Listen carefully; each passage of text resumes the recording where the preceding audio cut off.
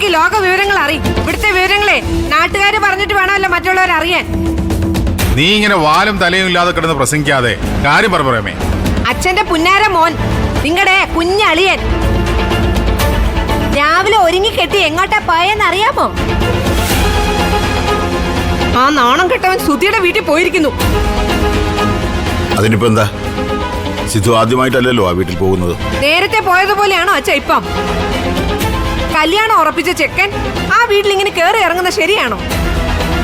ചന്ദ്രമോൾക്കും മോളുടെ അച്ഛനും അല്ലേ അതിന്റെ നാണക്കേട്? അതെ, ഒന്നാമതേ ആ വീട്ടുകാരെ പറ്റി ആർക്കും അത്ര മതിപ്പില്ല. സിദ്ധുവേട്ടൻ അവിടെ പോകുന്നത് എനിക്ക് ഇഷ്ടമല്ല.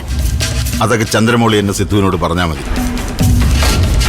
അതെ, സിദ്ധുവിന്റെ മറുപടി കൈയോടെ കിട്ടുമല്ലോ. അപ്പൊ അച്ഛൻ ഈ കാര്യത്തിൽ ഒരു അഭിപ്രായം പറയാനില്ലേ? തൽക്കാലം ഒന്നും പറയാനില്ല. നീ എല്ലാ കാര്യങ്ങളും എന്നോട് ആലോചിച്ചിട്ടാണോ ചെയ്യുന്നത്? അല്ലല്ലോ. അതേ സ്വാതന്ത്ര്യം സിദ്ധുവിനുമുണ്ട്.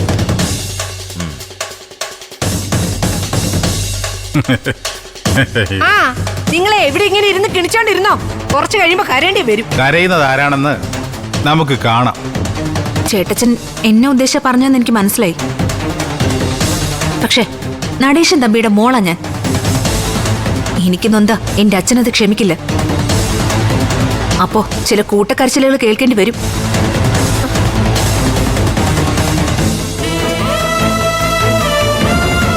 സങ്കടപ്പെട്ടിരുന്ന കൊച്ചിനെ വീണ്ടും കുത്തി നോവിക്കേണ്ട കാര്യം ഉണ്ടായിരുന്നു നിങ്ങൾക്ക്? പിന്നെ ചങ്കടം. എന്റെ പ്രേമേ, എനിക്ക് അറിയാൻ മേലാഞ്ഞിട്ട് ചോദിക്കുക, ആ കൊച്ചിന് നാണമില്ലേ ഇങ്ങനെ കടിച്ചു തൂങ്ങി ഇവിടെ നിൽക്കാൻ? അതാണ് സ്നേഹം. അത് നിങ്ങൾക്ക് മനസ്സിലാവില്ല. അതേ, സ്നേഹമല്ല, ഒരുതരം ടോർച്ചറിങ്ങാ. വിടക്കാക്കി തനിക്കാക്കുക എന്ന് പറഞ്ഞ് കേട്ടിട്ടുണ്ടോ? ആ ഒരു അടവ ഇപ്പൊ നടേശനും മോളും ഇവിടെ എടുത്തിരിക്കുന്നത്. പക്ഷെ ആ പരിപ്പ് സിദ്ധുവിന്റെ അടുത്ത് വേഗത്തില്ല. അത് നീ ഒന്ന് പറഞ്ഞ് മനസ്സിലാക്കി കൊടുക്കും. ആ പരിപ്പ് വേവൊന്ന് ഞാനൊന്ന് നോക്കട്ടെ. പ്രേമേ, നീ ആവശ്യമില്ലാത്ത വാശി കാണിച്ച് കൂടുതൽ അബദ്ധത്തിലേക്ക് ചെന്ന് ചാടരുത്. ഇനിയെങ്കിലും അതിന് നല്ല ബുദ്ധി പറഞ്ഞു കൊടുക്ക്. അല്ലെങ്കിലേ അവസാനം നടേശൻ നിന്റെ ശത്രുവോ? അതിന് ഞാൻ എന്ത് ചെയ്തു? നീയല്ലേ ആ കൊച്ചിന്റെ മനസ്സിൽ ആവശ്യമില്ലാത്ത മോഹങ്ങളൊക്കെ കുത്തി നിറച്ചത്? ഇനി അത് നടക്കാതെ വന്ന ചന്ദ്ര പറഞ്ഞിട്ട് പോയത് കേട്ടല്ലോ നീ. അവക്ക് തൊന്താലേ അവളുടെ അച്ഛൻ അടങ്ങിയിരിക്കില്ല എന്ന്. കരച്ചില് എവിടെ നിന്നും ഉയരാമെന്ന്.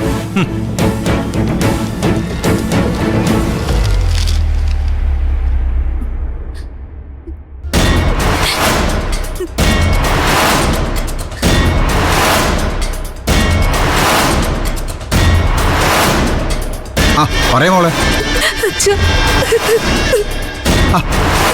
മോളെ, എന്താണ് നീ കരയുന്നേ? കാര്യം പറയ്.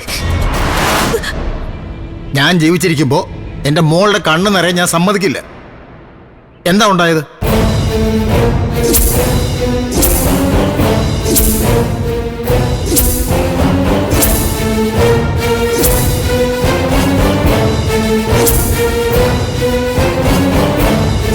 മോള് ഫോൺ വെച്ചോ, അച്ഛൻ അങ്ങോട്ട് വരാം.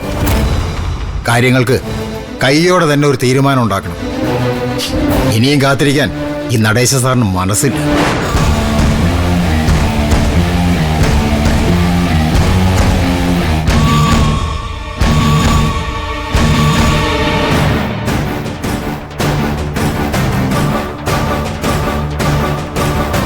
ആരാ മോളെ? അച്ഛനാണോ വിളിച്ചത്? അച്ഛൻ ഇങ്ങോട്ട് വരുന്നുണ്ടെന്ന്.